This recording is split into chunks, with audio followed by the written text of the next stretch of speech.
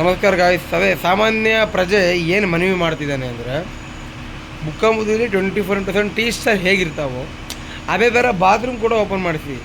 ಇಲ್ಲಿ ಯಾರು ನೋಡ್ಕೊಳಲ್ಲ 24/7 ಅಂತ ನಾನು ಒಬ್ಬನೇ ನೋಡ್ಕೋತೀನಿ. ಓಪನ್ ಮಾಡಿಸಿರಿ. ಡ್ರೈವರ್ಗಳು ಬರ್ತಿರ್ತಾರೆ. ಒಂದು ದಿನ ಅಥವಾ ಒಂದು ದಿನ ಇಡೀ ಡ್ರೈವರ್ಗಳೆಲ್ಲ ಸ್ಟ್ರೈಕ್ ಮಾಡಿದ್ರೆ ಎಷ್ಟು ಆರ್ಥಿಕತೆ ಕೆಳಗೋಗುತ್ತೆ ಗೊತ್ತಾ. ಹಾಗಾಗಿ ಒಬ್ಬ ಎಜುಕೇಟೆಡ್ ಆಗಿ ಹೇಳ್ತಾ ಇದ್ದೀನಿ, ಒಬ್ಬ ಸಾಮಾನ್ಯ ಪ್ರಜೆ, ಒಬ್ಬ ದಡ್ಡ ಹೇಳ್ತಿದ್ದಾನೆ. ದಯವಿಟ್ಟು ಬುಕ್ಕಾಂಬುದಿಯ ಗೌರವಾನ್ವಿತ ಅಧ್ಯಕ್ಷರಿರ್ಬೋದು, ಗ್ರಾಮ ಪಂಚಾಯತಿ ಅಧ್ಯಕ್ಷರಿರ್ಬೋದು, ಮೆಂಬರ್ ಇರ್ಬೋದು, ಪಿ ಡಿ ಒ ಇರ್ಬೋದು, 24/7 ದಯಮಾಡಿ ಏನಾದರೂ ಮಾಡಿ ಇಲ್ಲಿ 24 ಗಂಟೆ ಈ ಬಾತ್ರೂಮ್ನ ಓಪನ್ ಆಗಿರೋ ಶೌಚಾಲಯವನ್ನು ಓಪನ್ ಮಾಡೋ ಥರ ಮಾಡಿ, ಆಯಿತಾ. ಒಬ್ಬ ಸಾಮಾನ್ಯ ಪ್ರಜೆ ಕೇಳ್ಕೊತಾ ಇದ್ದಾನೆ, ಮನವಿ ಇಡ್ತಾ ಇದ್ದಾನೆ.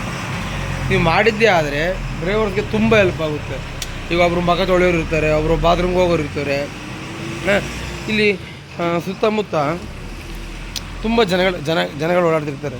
ಅಂದರೆ ಡ್ರೈವರ್ಸ್ ಬರ್ತಾರೆ ನೋಡಿ, ಈ ರೋಡಲ್ಲಿ ಇಲ್ಲೆಲ್ಲ ಹುಚ್ಚಿ ಹೋಗ್ತಾರೆ, ಬಿಟ್ಟರೆ ಇಲ್ಲೇ ಎಂಡಕ್ಕೆ ಮಾಡ್ತಾರೆ. ಹಾಗಾಗಿ ನೀವೆಲ್ಲ ನೋಡಿ, ಎಷ್ಟು ಟೀ ಸ್ಟಾಲ್ ಇದೆ, 1 2 3 ಟೀ ಸ್ಟಾಲ್ ಇದೆ, ಅಲ್ಲೊಂದು 4.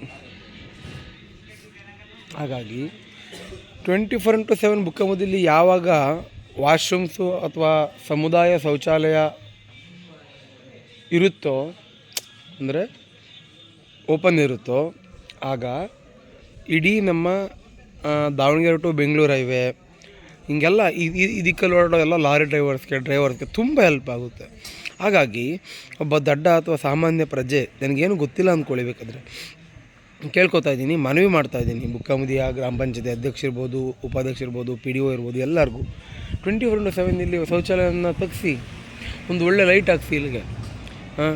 ಹಾಗಾಗಿ ಏನಿಲ್ಲ, ನೀವು ಲೈಟ್ ಹಾಕ್ಸಿ ಆಗುತ್ತೆ. ಅದೆಲ್ಲ ತುಂಬ ಕಡಿಮೆ ಅಮೌಂಟ್. ಅದು ದುಡ್ಡು ಅಂತ ಬಂದರೆ ತುಂಬ ಕಡಿಮೆ ಅದು. ನಿಮಗೆ ಯಾವುದಾದ್ರೂ ಒಂದು ಅನುದಾನ ತಂದು ಇಲ್ಲಿಗೆ ಹಾಕಿ, ಒಂದು ಪೇಂಟ್ ಮಾಡಿಸಿ, ಇನ್ನೊಂದು ಸ್ವಲ್ಪ ಅಟ್ರಾಕ್ಟಿವ್ ಎಲ್ಲ ನೀಟ್ ಮಾಡಿಸಿ, ಏನೋ ಒಂದು ಹೊಸತನ ಕೊಡಿ ಬುಕ್ಕಾಂಬುದಿಯಲ್ಲಿ. ಯಾಕಂದರೆ ಇಲ್ಲಿ 24/7 ಟೀ ಸ್ಟಾಲ್ ಹೇಗೆ ಓಪನ್ ಇರುತ್ತೋ, ವಾಶ್ರೂಮ್ ಓಪನ್ ಇದ್ದರೆ ಡ್ರೈವರ್ಸ್ಗೆ ಹೆಲ್ಪ್ ಆಗುತ್ತೆ ರೀ. ಮಗ ತೊಳೆಯೋರು ಇರ್ತಾರೆ, ಎಷ್ಟೋ ಆಕ್ಸಿಡೆಂಟ್ಗಳು ನಿಲ್ತವೆ, ಎಷ್ಟೋ ಮೈಂಡ್ ಫ್ರೆಶ್ ಆಗುತ್ತೆ ಅವ್ರು ಬಾತ್ರೂಮ್ಗೆ ಹೋದರೆ. ಹಾಗಾಗಿ ದಯವಿಟ್ಟು ಇದೊಂದು ಓಪನ್ ಮಾಡ್ತೀನಿ. ನಿಮಗೆ ತುಂಬ ಮನವಿಟ್ಟು ಕಳಕಳಿಯ ಮನವಿ ಮಾಡ್ತೀನಿ ನಿಮಗೆ, ಒಬ್ಬ ದಡ್ಡ ಅಥವಾ ಎಜುಕೇಟೆಡ್ ಆಗಿ. ಅಂದರೆ ನಾನು ದಡ್ಡ, ಬಟ್ ಯಾವ ಥರ ಅಂದರೆ ಮನವಿ ಹೆಂಗೆ ಮಾಡಬೇಕು ಎಲ್ಲ ಗೊತ್ತಿಲ್ಲ. ಬಟ್ ವೀಡಿಯೋ ನನಗೆ ಇವಾಗ ಸದ್ಯಕ್ಕಿರೋ ಫೋನ್ ಮಾತ್ರ ವೀಡಿಯೋ ಮೂಲಕ ಮನವಿ ಮಾಡ್ತಾಯಿದ್ದೀನಿ. ಬುಕ್ಕಾಂಬುದಿ ಗ್ರಾಮಸ್ಥರಿಗೆ ಮತ್ತು ಗ್ರಾಮ ಪಂಚಾಯತಿ ಅಧ್ಯಕ್ಷರು ಮತ್ತು ಮೆಂಬರ್ಗೆ ಮತ್ತು ಪಿ ಡಿ ಒಗೆ ಎಲ್ಲರೂ ಕೂಡ ಸಹಕರಿಸಿ ಇದಷ್ಟು ಶೌಚಾಲಯವನ್ನು ಸ್ವಚ್ಛ ಮಾಡಿ 24/7 ಆನ್ ಆಗಿರೋಂಗೆ ಮಾಡಿ, ಆಯಿತಾ. ಕಳಕಳಿಯ ಮನವಿ ಮಾಡ್ತೀನಿ. ಧನ್ಯವಾದಗಳು.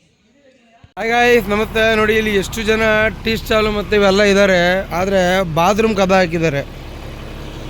ನಾನು ಹೇಳ್ತಾನೆ ಇದ್ದೀನಿ, ಬುಕ್ಕಾಂಬುದಿಯಲ್ಲಿ 24/7 ಟೀ ಸ್ಟಾಲ್ ಹೇಗಿರುತ್ತೋ ಬಾತ್ರೂಮ್ ಒಂದು ಓಪನ್ ಮಾಡಿಸಿ ಅಂತ.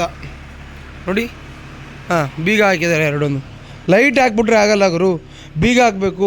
ಒಂದಿನ ಡ್ರೈವರ್ ಎಲ್ಲ ಸ್ಟ್ರೈಕ್ ಮಾಡಿದ್ರೆ ಇಂಡಿಯಾದಲ್ಲ, ಆಲ್ ಓವರ್ ವರ್ಲ್ಡ್, ಪ್ರಪಂಚದ ಆರ್ಥಿಕತೆ ಎಷ್ಟು ಬೀಳುತ್ತೆ ಗೊತ್ತಾ.